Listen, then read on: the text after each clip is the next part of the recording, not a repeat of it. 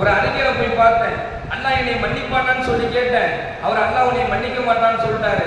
அவரையும் கொலை செஞ்சுட்டேன். இப்ப நான் 100 கொலை செய்த குற்றவாளியாக உங்கள்கிட்ட நான் வந்து நிற்கிறேன், என்னை அல்லாஹ் மன்னிப்பானா அப்படின்னு சொல்லி கேட்கும் பொழுது அவர் சொன்னாரு, கண்டிப்பாக அல்லாஹ் உன்னை மன்னிப்பார். கண்டிப்பாக நிச்சயமாக அல்லாஹ்விடத்தில் உனக்கு மன்னிப்பு என்பது நிச்சயமாக உண்டு. ஏன்னு சொன்னா உன்னுடைய உள்ளத்துல என்ன இருக்குதோ அதை அல்லாஹ் பார்க்கிறான்.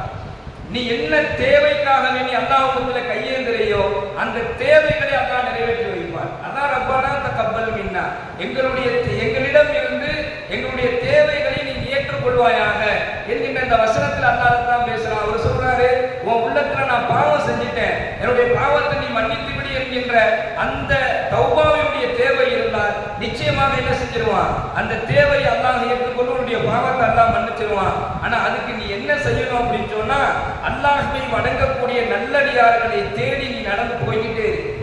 எங்க அல்லாஹ்வை வணங்கக்கூடிய நல்லடியார்கள் இருக்கின்றார்களோ அந்த கூட்டத்தில் நீ போய் சேர்ந்துக்க. அவங்க கூட சேர்ந்து நீ அல்லாஹ்வை வணங்கு, அல்லாஹ் என்ன செஞ்சிருவான், அவனுடைய பாவத்தை மன்னிச்சிருவான் என்பதாக சொல்லி அந்த மனிதனை அனுப்பி வைக்கிறார். அவர் ரொம்ப தூரம், நீண்ட தூரம் நடந்து வர்றார். இறைவனை வணங்கக்கூடிய அந்த நல்லடியார்கள் எங்க இருப்பாங்க என்பதாக தேடி நடந்து வந்து கொண்டே இருக்கிறாரு.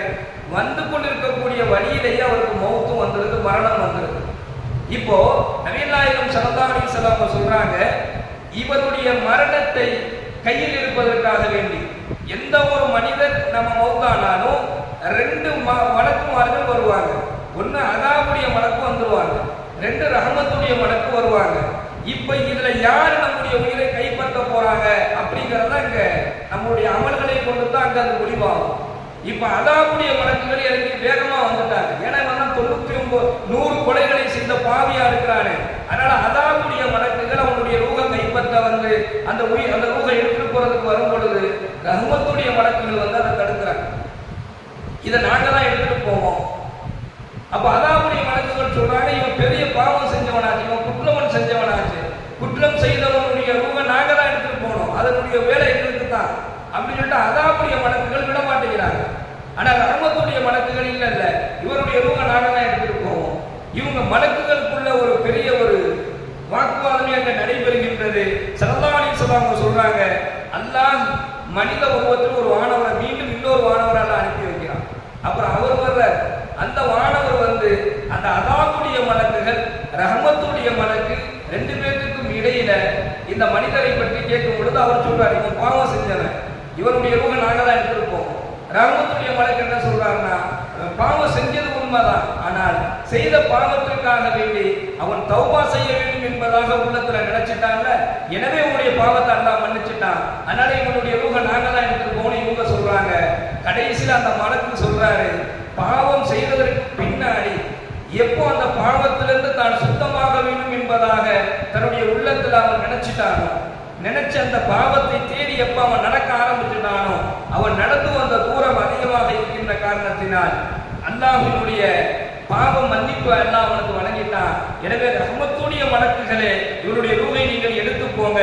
இவன் தௌபாவை தேடி வந்த தூரம் அதிகம், செய்த பாவத்தை தாண்டி தௌபாவை தேடி அவன் வந்த தூரம் அதிகமாக இருக்கின்ற காரணத்தினால் ரஹமத்துடைய மலக்குகளிடத்திலேயே என்ன செய்து அவனுடைய உயிரை எடுத்து செல்லுமாறு அந்த வானவர் கட்டளையிடுகிறார் என்பதாக நபிகள் நாயகம் ஸல்லல்லாஹு அலைஹி வஸல்லம் அன்னவர்கள் கூறி காட்டுகின்றார்கள்.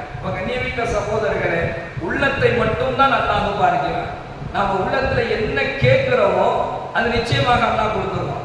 அதைத்தான் இந்த துஆவில் அல்லாஹ் நமக்கு கற்றுக் கொடுக்கின்றான். எனவே எவ்வளவு வகையான தேவைகள் நமக்கு இருந்து கொண்டிருக்கிறது, அந்த தேவைகளை அல்லாஹ்விடத்திலே நாம் முன்வைத்தால் நிச்சயமாக அல்லாஹ் வழங்குவான்.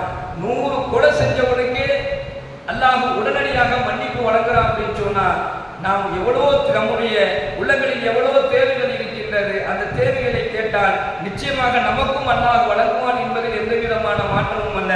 எனவே தான் நபிகள் நாயகம் ஸல்லல்லாஹு அலைஹி வஸல்லம் சொல்றாங்க, எவர் ஒருவர் அல்லாஹ்விடத்தில் ஒரு தேவையை கேட்டுட்டு அந்த தேவையை எனக்கு அல்லாஹ் நிறைவேற்றி வைப்பான் என்பதாக காத்துக்கிட்டு இருக்கிறாரோ, அவர் காத்துக்கிட்டு இருக்க ஒவ்வொரு நேரமும் அல்லாஹ் அவருக்கு நன்மையை வழங்கிக் கொண்டே இருப்பான் என்பதாக நபிகள் நாயகம் ஸல்லல்லாஹு அலைஹி வஸல்லம் அவர்கள் சொல்லி காண்பிக்கின்றார்கள். எனவே நம்முடைய தேவைகளை அல்லாஹ் தஆலா நிறைவேற்றி வைப்பானாக. நமக்கு தேவையானவைகளை அல்லாஹ்விடத்திலே கேட்டு பெறக்கூடிய அந்த நல்ல நசீபை அல்லாஹ் நமக்கு வழங்குவானாக. வாஹித் அல்ஹம்துலில்லாஹி ரப்பில் ஆலமீன்.